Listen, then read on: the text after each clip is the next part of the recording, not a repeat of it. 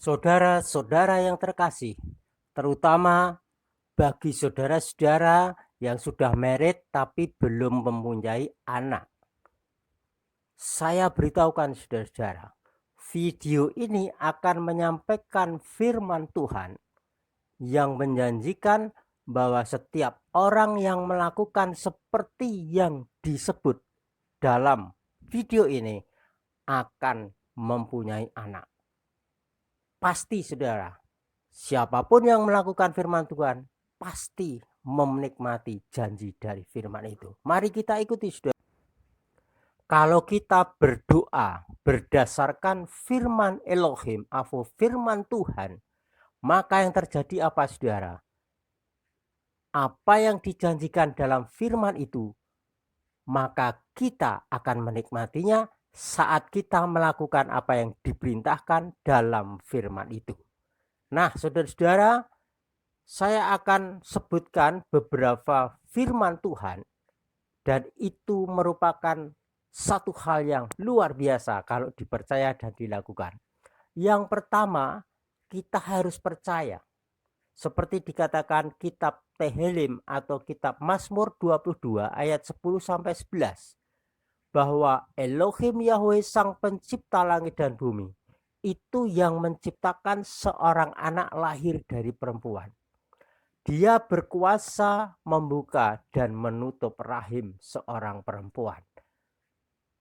Itulah dasarnya pertama, saudara-saudara. Jadi kalau kita belum punya anak dan berdoa dengan percaya bahwa Dia yang membuat kita hamil dan melahirkan, maka itu kekuatan yang pertama. Seterusnya saudara-saudara, di dalam kitab Tehillim juga atau kitab Mazmur 20 atau ayat 1, ayat 5 dan ayat 6 ditegaskan di situ bahwa Elohim Yahweh Tuhan sang pencipta langit dan bumi menjawab doa-doa permohonan umatnya. Kemudian di dalam kitab Perjanjian Baru atau Brit Kadasa, Tuhan berfirman saudara di dalam Matius 7 ayat 7 sampai 8 berkaitan dengan doa saudara. Barang siapa meminta akan diberikan, sebab setiap orang yang meminta akan menerima. Camkan itu saudara. Kemudian di dalam kitab Markus 11 ayat 24. Apapun yang kamu minta dalam doa, percayalah bahwa kamu sudah menerimanya, maka hal itu akan diberikan kepadamu. Saudara-saudara, itu dasar kita berdoa dan akan terjadi mujizat, yaitu yang mandul jadi subur, yang tidak punya anak jadi punya anak. Itu dasar firman itu, jangan kau lupakan saudara, pegang teguh itu. Sehingga kalau saudara berdoa, saudara pasti dasarnya firman itu tadi. Berkaitan dengan doa tadi saudara, masih ada yang diminta oleh Bapa untuk kita lakukan sebelum berdoa. Apa itu saudara? Tuhan mengatakan bahwa kita harus menyelesaikan dulu masalah kita dengan orang lain dan mengampuni dengan tulus. Kalau kita belum menyelesaikan masalah kita dengan orang lain dan belum mengampuni, maka jangan berdoa saudara. Mengapa? Karena doa saudara ditolak. Karena orang yang tidak mengampuni sesamanya, maka Bapa juga tidak akan mengampuni. Itu ada ajaran Elohim Tuhan kita saudara-saudara di dalam kitab Matius tentang doa Bapa kami. Selesaikan dulu saudara, itu bagian kita yang belum punya anak. Kalau mau punya anak, ya selesaikan dulu itu masalah sosial itu, hubungan sosial itu saudara. Berikutnya adalah mengenai kepercayaan. Yang buat kita percaya sesuatu itu ada dua saudara, saya sebutkan tentang anak ini. Dokter dan firman Tuhan. Nah, dokter mengatakan setelah memeriksa saudara bahwa saudara mandul, sangat sulit untuk mempunyai keturunan atau anak. Apa yang saudara tanggapi saudara? saudara pasti percaya bahwa yang dikatakan dokter itu benar, sehingga apa sikap perilaku saudara pada umumnya? Menyerah, tidak punya anak, sehingga berusaha untuk mengambil anak angkat.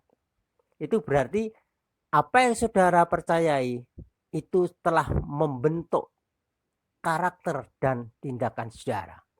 Yang kedua adalah saudara, firman Tuhan Elohim Yahweh yang menciptakan langit dan bumi itu berfirman saudara, bahwa dialah yang menciptakan seorang anak lahir dari perempuan.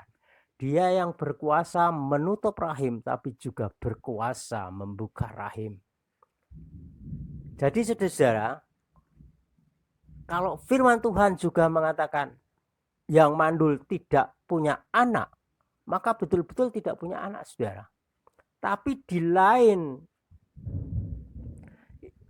bagian, Tuhan juga berbicara bahwa Dia juga akan menyelesaikan kalau orang melakukan firman-Nya, yaitu tentang doa tadi saudara. Seperti di dalam Lukas 18 ayat 1 sampai 8. Di situ dikatakan perumpamaan, dan intinya adalah bahwa orang yang berdoa tidak jemu-jemu dan terus-menerus, hasilnya apa saudara? Dikabulkan. Oleh sebab itu, saudara harus mengubah image, kepercayaan pikiran saudara. Kalau dokter atau dukun sudah mengatakan saudara tidak mungkin punya anak, saudara mengubah pikiran saudara bahwa bagi Tuhan Sang Pencipta langit dan bumi tidak ada yang tidak mungkin. Semua bisa dilakukan kalau kita melakukan firman-Nya. Seperti dikatakan di dalam kitab Tehillim atau Mazmur 37 ayat 5 saudara. Percayalah kepadanya, maka dia akan bertindak. Nah, sebelum ayat itu dikatakan serahkanlah semua masalahmu kepadanya. Nah, kalau saudara sudah tidak punya anak, serahkan aja pada dia. Kalau sudah diserahkan masalahmu kepada Bapa, maka itu milik Bapa. Saudara sudah seolah-olah sudah tidak punya masalah. Selanjutnya apa? Percaya bahwa Bapa kita sanggup membuat yang tidak mungkin menjadi mungkin.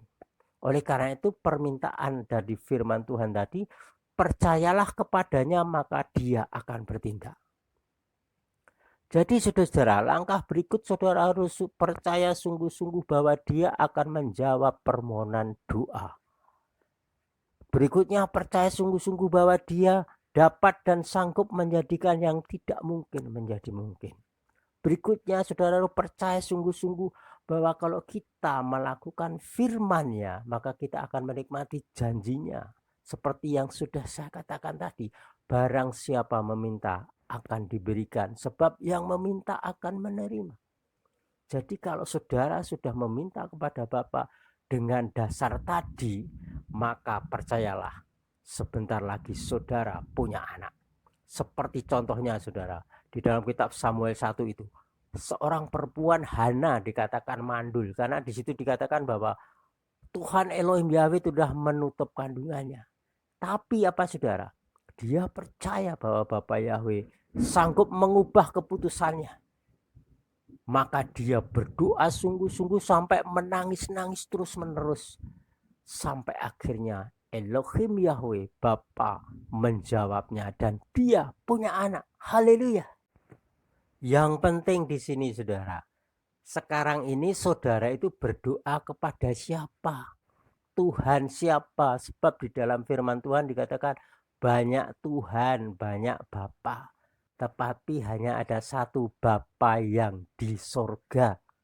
Nah saudara, Bapa yang dimaksud oleh Tuhan kita Sang Mesias itu adalah Bapa yang juga disebut dipanggil oleh orang Israel.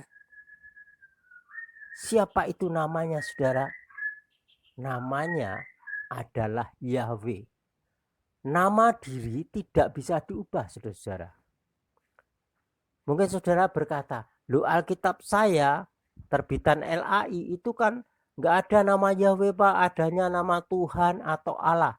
Saya beritahu saudara-saudara, di dalam kitab Alkitab LAI itu ada beberapa kata asli nama yang diubah dengan bahasa yang menurut penerjemah LAI itu seenaknya sendiri, saudara. Contohnya adalah di dalam kitab Kejadian 2 ayat 4, di situ tertulis kata aslinya Yahweh, diterjemahkan dengan Tuhan, huruf kapital semua. Kemudian di dalam Ulangan 9 ayat 26, di situ aslinya Adonai Yahweh, diterjemahkan dengan kata Tuhan Allah, Allahnya huruf kapital semua. Jadi di sini kata Yahweh sudah diubah pertama sebagai Tuhan huruf kapital semua dan Allah huruf kapital semua. Dan LAI mengakui saudara itu, karena itu di kamus Alkitab bagian belakang pada kata Tuhan huruf besar semua, itu dikatakan pengganti nama Yahweh Elohim Israel. Saudara-saudara, nama diri secara hukum dimanapun tidak bisa diubah. Misalkan saudara, seorang mahasiswi dari Indonesia, namanya Bunga, dapat beasiswa kuliah di London, Inggris. Di sana dia tetap dipanggil Bunga. Meskipun konteksnya mereka berbahasa Inggris, tapi tetap aja memanggilnya Bunga.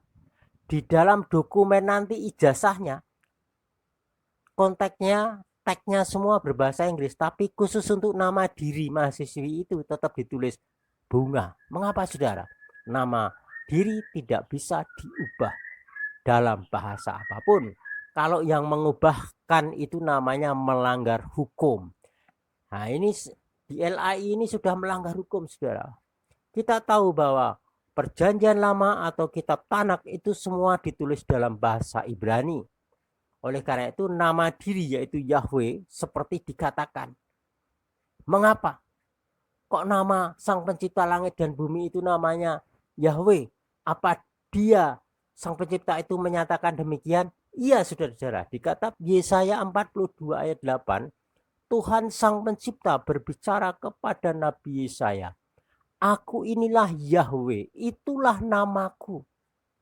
Jadi apa saudara? Yahweh sendiri yang punya nama, Sang Pencipta yang punya nama menyatakan, Aku inilah Yahweh, itulah namaku. Tetapi dalam Alkitab ditulis, Aku inilah Tuhan, itulah namaku. Tuhan huruf besar menggantikan nama Yahweh, itu sudah salah saudara-saudara. Sehingga kita sedang tersesat. Karena itu saudara-saudara, secara singkat saya mengajak, kalau saudara pengen punya anak, maka pertama seperti Hana, yang berdoa adalah yang tidak punya anak, yaitu Hana. Jadi di situ bukan Elkana suaminya yang berdoa atau Imam Elinya yang berdoa, saudara, tapi yang berdoa minta anak itu Hana, orangnya sendiri. Jadi kalau saudari belum punya anak, saudarilah yang berdoa. Bukan pendetanya, bukan orang lain, tapi saudara yang berdoa. Nah, orang lain termasuk pendeta itu berdoa mendukung saudara. Tapi yang utama saudara yang punya masalah menyelesaikan masalahnya sendiri, berdoa sendiri kepada Bapa. Contoh-contoh di kitab suci itu adalah orang yang bersangkutan, yang bermasalah, itu yang berdoa. Karena itu saudara, mari saudara yang punya anak, perbarui perbendaraan kata yang salah, perilaku yang salah, sikap doa yang salah, cara berdoa yang salah, camkanlah. Karena itu untuk mencamkan saudara, setel video ini lagi berulang-ulang sampai itu menguasai pikiran saudara. Dan saudara bisa punya anak. Saya pastikan dengan doa ini saudara yang bermasalah tidak punya anak, punya anak. Di dalam nama Yesus HaMasiah, Bapa Yahweh membuat saudara punya anak dan dapat berdoa sebagaimana firman ini. Berkat atas saudara, sukses punya anak. Amin.